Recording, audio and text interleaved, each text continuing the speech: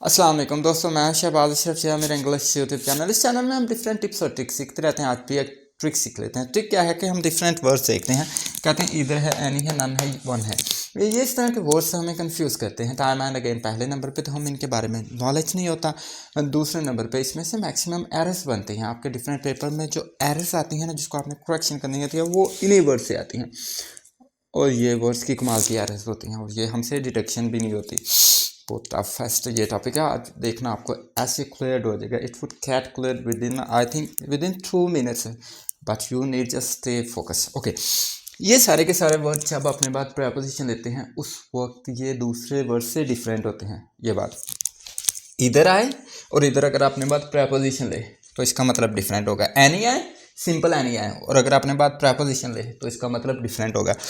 आल आए अपने बाद प्रेपोजिशन ऑफ ले तो मतलब डिफरेंट होगा। वन आए अपने बाद प्रेपोजिशन ले तो मतलब डिफरेंट हो जाएगा। आज हमने ये वर्ड विद प्रेपोजिशन सीखने हैं। ये वर्ड विद प्रेपोजिशन सीखना है, नॉट विदाउट प्रेपोजिशन। प्रेपोजिशन के बाद वाला हमारा एक और लेक्चर होगा, ये आपने याद रखना है। ये याद रखने वाली चीज़ है। अच्छा जी, इसमें से अगर वन ऑफ माई फ्रेंड्स है, इसका मतलब क्या बताएं? मेरे दोस्तों में से एक दोस्त। ओके, उसका इधर ऑफ 3 बॉयज़, 3 लड़के हैं, उनमें से एक लड़का। ये ऑफ का मतलब ये होता है।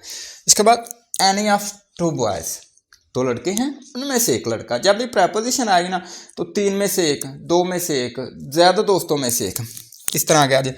ऑल ऑफ देम, ज़्यादा दोस्त है, उनमें से कोई एक आधा। तो अगर इस तरह का लफ्ज़ होता है, इस तरह का सेंटेंस होता है, अपने बाद प्रेपोजिशन लेता है, तो इसमें एरर किस किस तरह की बन सकती हैं। पहली एरर, ये सारे के सारे अपने बाद प्रेपोजिशन अगर लेंगे तो इनमें जो वर्ब, हेल्पिंग वर्ब होगा वो सिंगुलर होगा। ये पहली एरर होती है। ये सारे के सारे वर्ब अगर अपने बाद प्रेपोजिशन लेते हैं तो इसमें इस्तेमाल होने वाला हेल्पिंग वर्ब सिंगुलर होगा। ओके, जैसे वन ऑफ माई फ्रेंड, इसमें क्या गलती है? इसमें भी एक गलती है, हैज़ इसने लिया, ये एक्यूरेट है। ओके, इसके बाद इधर आओ 3 बॉयज़, इसने हैव लिया तो हैव गलत है। इधर हैव ठीक नहीं है, ये हैव गलत है। कहते हैं एनी ऑफ द 2 बॉयज़, इधर ये हैव आया, ये भी गलत है। Have gone to school, all of them have आया, ये भी गलत। पहली ये गलती ये होती है कि ये वाला अगर आपके पास इन लफ्ज़ में से कोई लफ्ज़ है और उसके बाद एक प्रेपोजिशन है, उसने अपने बाद जो हेल्पिंग वर्ब लेना है वो सिंगुलर होता है। दूसरी एरर देख लें जी, वन ऑफ माई फ्रेंड्स, इसकी हम करेक्शन देख लेते हैं।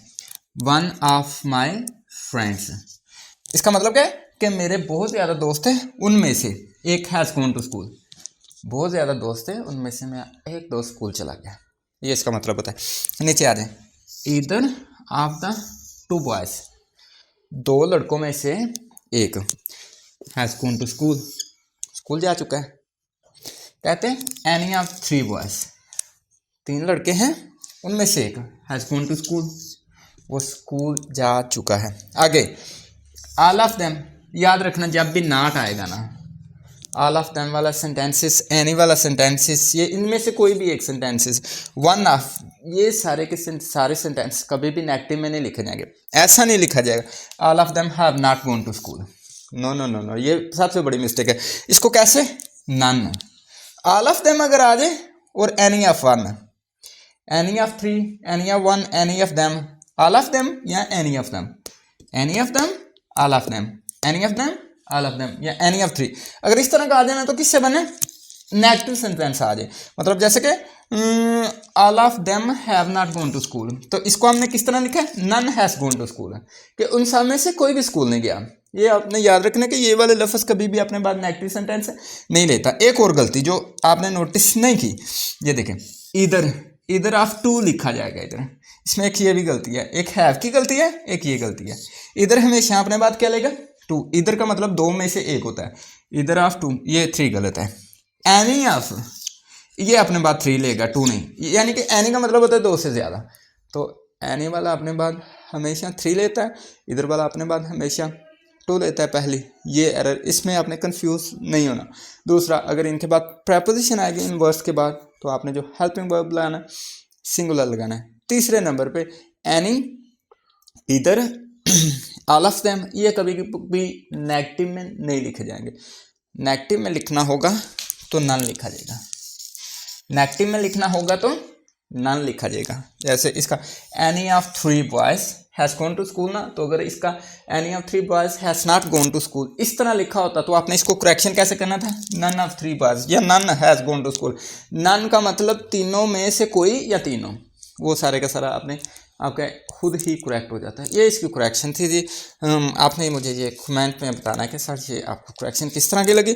ये आज आपने याद रखना किसके साथ सीखा है, प्रेपोजिशन के साथ। प्रेपोजिशन के साथ फर्स्ट नंबर पे सिंगुलर वर्ब, सेकंड नंबर पे टू के साथ इधर, थ्री के साथ एनी, और फोर्थ नंबर पे अगर इसको नेगेटिव करना है, ये नेगेटिव नहीं लिखे जाएंगे, और अगर इसको नेगेटिव करना है तो नन का सार इस्तेमाल किया जाएगा। ये आपने याद रखना है, ये आज की ट्रिक थी। एक बात तो आप में कॉन्फिडेंस स्पीकिंग में और राइटिंग में कैसे आएगा सर, इल्म से।